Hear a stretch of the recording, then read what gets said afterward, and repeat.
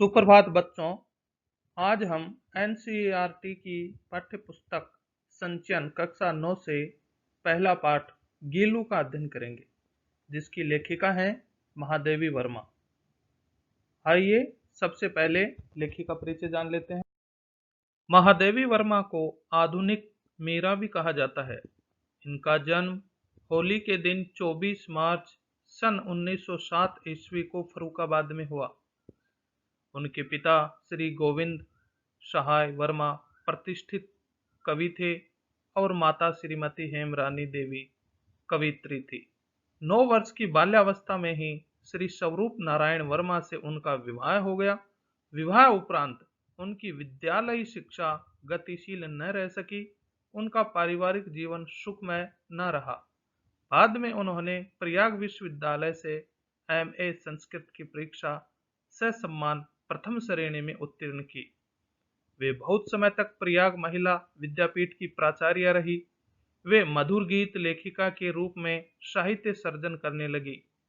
हार्दिक वेदना एवं स्नेह को उन्होंने निरीह जीवों पर विकीर्ण किया। वे छायावादी सशक्त गीतकार के रूप में उभर कर आई तथा आधुनिक युग की मीरा कहलाई। वे उत्तर प्रदेश विधान परिषद की सदस्य भी रही।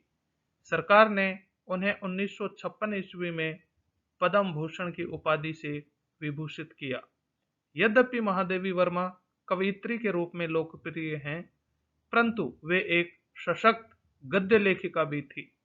यद्यपि काव्य में वे कल्पना के पंख लगाकर आकाश विहारिणी हैं, लेकिन गद्य में वे पथरीली और उबड़ खाबड़ यथार्थ की भूमि पर उतर आई हैं। अतः काव्य के अतिरिक्त गद्य के क्षेत्र में भी उनकी देन कम नहीं है।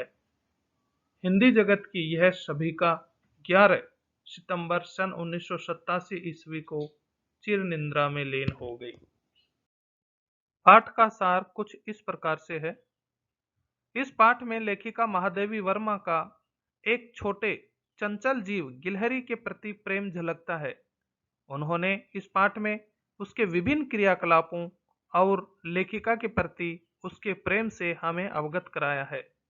उन्होंने गिलहरी जैसे लघु जीव के जीवन का बड़ा अच्छे ढंग से चित्रण किया है।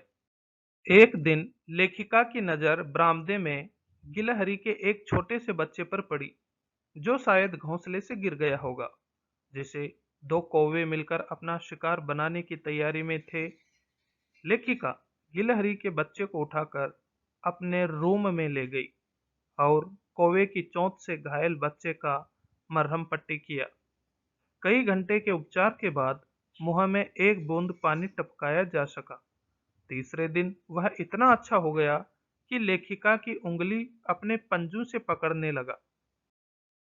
3-4 महीने में उसके चिकने रोए, रोए मतलब बाल, धब्बेदार पूंछ और चंचल चमकती आंखें सभी को आश्चर्य में डालने लगी। लेखिका ने उसका नाम गीलू रखा। लेखिका ने फूल रखने की एक हल्की डलिया में रुई बिछाकर तार से खिड़की पर लटका दिया। डलिया का अर्थ टोकरी से है, जो 2 साल तक गीलू का घर रहा। गीलू ने लेखिका का ध्यान आकर्षित करने के लिए वह लेखिका के पैर तक आकर सर से पर्दे पर चढ़ जाता और फिर उसी तेजी से उतरता। वह दौड़ लगाने का काम तब तक करता जब तक लेखिका उसे पकड़ने के लिए न उठती। वह अपनी चमकीली आंखों से लेखिका के क्रियाकलापों को भी देखा करता। भूख लगने पर वह लेखिका को चिक चिक कर सूचना देता था। गीलू के जीवन में पहला बसंत आया।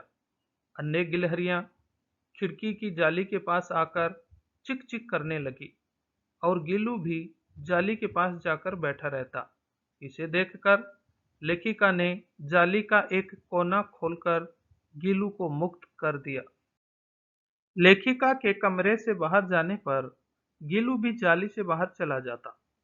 वह दिन भर अन्य गिलहरियों के साथ उछलता कूदता और शाम होते ही अपने झूले में वापस आ जाता। लेखिका के खाने के कमरे में पहुंचते ही गीलू भी वहां पहुंच जाता और थाली में बैठ जाना चाहता।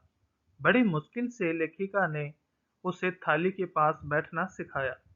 वह वहीं बैठकर चावल का एक एक दाना सफाई से खाता। गीलू का प्रिय खाद्य पदार्थ काजू था।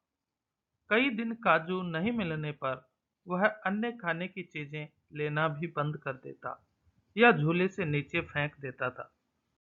उसी बीच लेखिका मोटर दुर्घटना में आहत हो गई, जिससे उन्हें कुछ दिन अस्पताल में रुकना पड़ा। उन दिनों में गीलू ने अपना प्रिय पदार्थ काजू लेना काफी कम कर दिया था। लेखिका के घर लौटने पर वह तकिए पर सिरहाने बैठकर अपने नन्हे पंजों से लेखिका के सिर और बालों को हौले-हौले सहलाता और एक सेविका की भूमिका निभाता। सेविका का अर्थ होता है नौकरानी।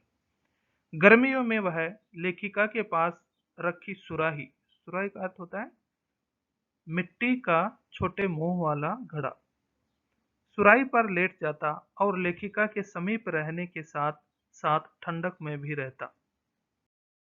चूंकि गिलहरियों की उम्र 2 वर्ष से अधिक नहीं होती, इसलिए उसके जीवन का भी अंत आ गया। दिन भर उसने कुछ नहीं खाया पिया। रात में वह झूले से उतरकर लेखिका के बिस्तर पर आया और ठंडे पंजों से उनकी उंगली पकड़कर चिपक गया। लेखिका ने हीटर जलाकर उसे ऊष्मा देने का प्रयास किया। ऊष्मा का अर्थ है गर्मी। परंतु प्रयास व्यर्थ रहा और सुबह की पहली किरण के साथ सदा के लिए सो गया। लेखिका ने उसे सोनजूही की लता के नीचे समाधि दी। सोनजूही में एक पीली कली को देखकर लेखिका को गीलू की याद आ गई। धन्यवाद।